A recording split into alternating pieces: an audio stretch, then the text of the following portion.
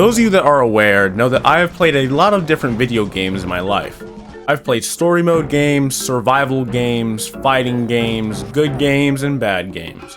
But the most successful genre of video game has to be the invention of multiplayer shooters. And when you add game chat in the mix, it's just adding icing on the cake. You are huge. I am better than all of you. I clutched up. Why did you let me clutch up? Why did you let me clutch up? Why did you let me clutch up? You guys are garbage. Now these were the first real video games I've started playing since I was young. My dad introduced me to games like Halo and even Call of Duty. Since then, I've branched out and tried a bunch of different FPS games, but no other FPS game has sparked my interest, like Overwatch. Overwatch 1 was a captivating multiplayer shooter with lots of fun characters that introduced new playstyles, in-game mechanics, and interesting lore. It was never perfect, don't get me wrong, but it was good enough to win Game of the Year in 2016. Regardless of winning and losing, I enjoyed playing this game, by myself, with a friend, but mainly in a group. Overwatch 1 will go down as one of my favorite FPS game experiences of all time. Then Overwatch 2 dropped. Overwatch 2 is a sorry excuse of a sequel. The fall off of Overwatch needs to be studied in a lab by some of the greatest scientists in the country that have either graduated from Princeton or Harvard University. When Blizzard announced Overwatch 2, I was very excited, especially when they announced PvE missions and skill trees. I was hoping Blizzard would be the ones to make PvE with friends fun again. They also announced that the release date of the second game will completely delete the first game, and add a battle pass that will make the revamped Overwatch 2 free to play. Now, I don't really agree with getting rid of the old and in with the new, even though we haven't even tasted the new yet, but I gave them the benefit of the doubt, because it really seemed like they were straight locked in on making Overwatch 2 an upgrade. Spoiler alert, that didn't happen. With the addition of the Battle Pass, players can now spend $10 minimum to partake in an 80-tier Battle Pass, with hero skins, voice lines, highlight intros, and more. It's pretty much just like any other Battle Pass, except one thing. You guys know how in Fortnite, if you buy the Battle Pass, inside the Battle Pass, you can save up enough V-Bucks to purchase the next Battle Pass if you want. Well, not in Overwatch. You can't receive enough coins in the Battle Pass to save up for the next Battle Pass, which makes this Battle Pass without the P. Also, the microtransactions are worse than ever before. In Overwatch 1, you had loot boxes that were purely cosmetic, that you could buy or earn through playing the game. In Overwatch 2, however, you earn nothing for playing the game, unless you buy the Battle Pass, or straight up buy new or old content, which could range from $5 to $40. So at the end of the day, they made Overwatch less rewarding than ever before.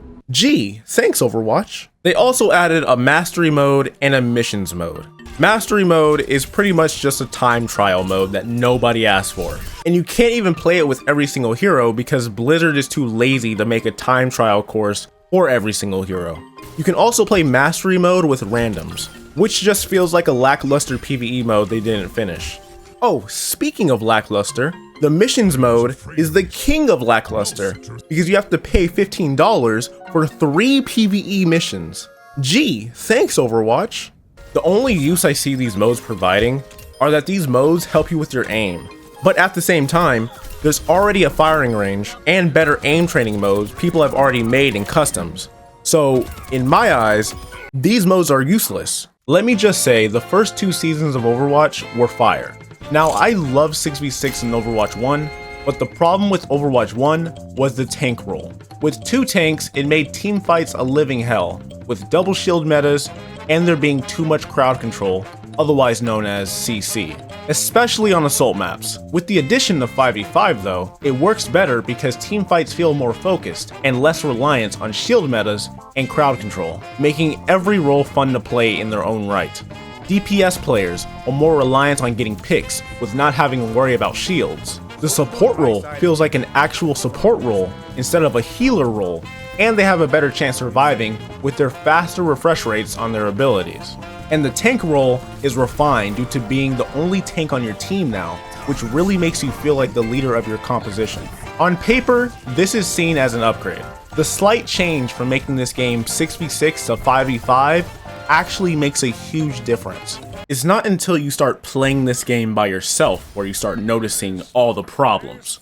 Now, Overwatch has changed a lot throughout the years, with Overwatch tier lists, or just a new character coming out and being too broken. But what has never changed about Overwatch are the 3 Overwatch cycles that sum up your Overwatch experience.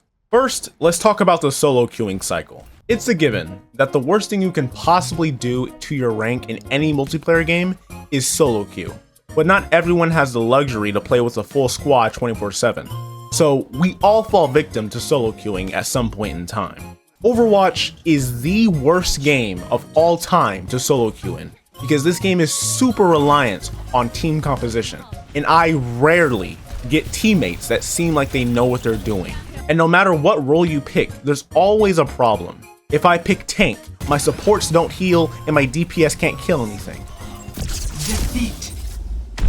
If I pick DPS, my tank goes in and dies alone and my supports can't heal. Defeat. If I play support, my tank fails to create space and my DPS still can't kill anything. Defeat. Leaving me in this endless cycle of complete and utter agony. It's like every game, it's never enough. You either get a bronze 5 player on your team, or a frickin' E couple that stay with each other and neglect the entire team. Wait a minute. Is her name his kitten and his name her puppy? Oh my god, I'm gonna be sick. Oh my god, I'm gonna be sick. This game has always been a fast-paced hero shooter. There are 3 different roles, 40 different heroes, each with their own unique manual abilities and passive abilities. Every character has their own weapon, health pool, and hitbox. And on top of all that, everyone has an ultimate ability, and some of them can be comboed with other ultimate abilities. Yet every character specializes in one of the 3 unique playstyles that run Overwatch. The first playstyle is called Poke, and it's exactly what it sounds like. Taking out enemies from mid to long range, especially on defense, is an extremely effective way to win games. Heroes like Widow, Ana, and Ashe, and my personal favorite Hanzo, excel at dominating the enemy team by taking out the weak, sniper style. The second playstyle is called Brawl. Heroes like Mei, Reinhardt, Junker Queen, and Brigitte are perfect for mosh pits. Brawl characters take little to no aim, but rack up hella damage in close quarters. The only problem with Brawl characters is that they're pretty hard to heal since they take damage all the time in their big ass mosh pits. And finally, the dive playstyle. Heroes like Tracer, Doomfist, Genji, and Sombra focus primary targets by diving into the backline to kill anyone who poses a threat to you or your teammates. Needless to say, this game isn't easy to balance, but Blizzard does a decent job with making sure that certain stuff doesn't get too broken.